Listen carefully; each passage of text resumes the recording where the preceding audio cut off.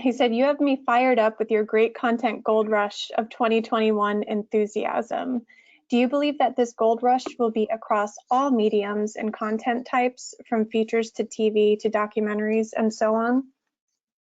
I absolutely do.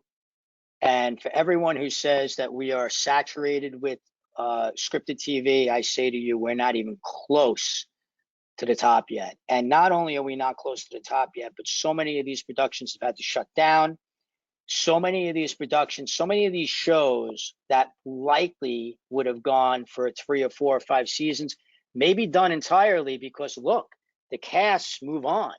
Everybody has other things they're attached to or that they want to do, and they didn't intend to be on the show until 2025 with a 2-year hiatus on filming a season. So I think we're going to see some casualties when it comes to TV. Film right now, look, man, there is a dearth in film right now. God bless Warner Brothers that they were able to, stack 13 films, but there aren't a lot of independent production companies that were able to do that. Certainly not all the streamers, certainly not all the studios. They have enough content to get by for a little while longer, but then there will be a stretch of nothing or a stretch of very limited content. They're going to need film. What you're going to see and what you're already seeing is schedules are being filled up by documentary filmmaking, reality TV, unscripted. Game shows now all of a sudden are coming back because they're cheap to film and they can film them like that and they can get them on air in 2 seconds because they don't require a ton of editing. They're not going to want to program that shit forever. They're going to want to get back to narrative films, narrative television, and documentaries, which have enjoyed this unbelievable, just flourishing period of time right now where docs are just at the height of where they've ever been. I mean, it's hard to watch a bad documentary these days in a lot of ways, if you know what you're looking for.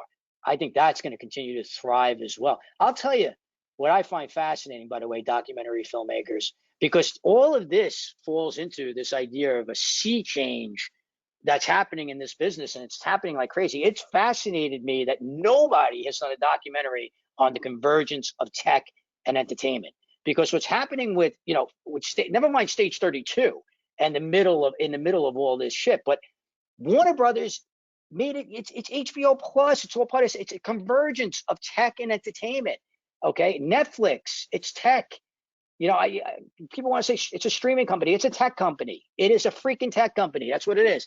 And this convergence between entertainment and tech has been happening now for the past 8, 9, 10 years. And there are still people that want to be ignorant to it. I'll tell you, they're not being ignorant in the business world. I mean, they're all seeing it, but I think a lot of creators and I think a lot of production companies are being ignorant. It fascinates me. I'm telling you, if you are interested in documentary film and you want to do something that nobody has ever done before, I would urge you to do some research into the idea of doing a documentary on the convergence of tech and entertainment, because it's going to define the next 50 years. It is already defining it. It's already changed the entire film industry. It's changed the entire television industry. It's changing the entire digital content, the facing of it from even 6 years ago, even 3 years ago. So anyway, that's a freebie from me to you. Somebody go out and do it.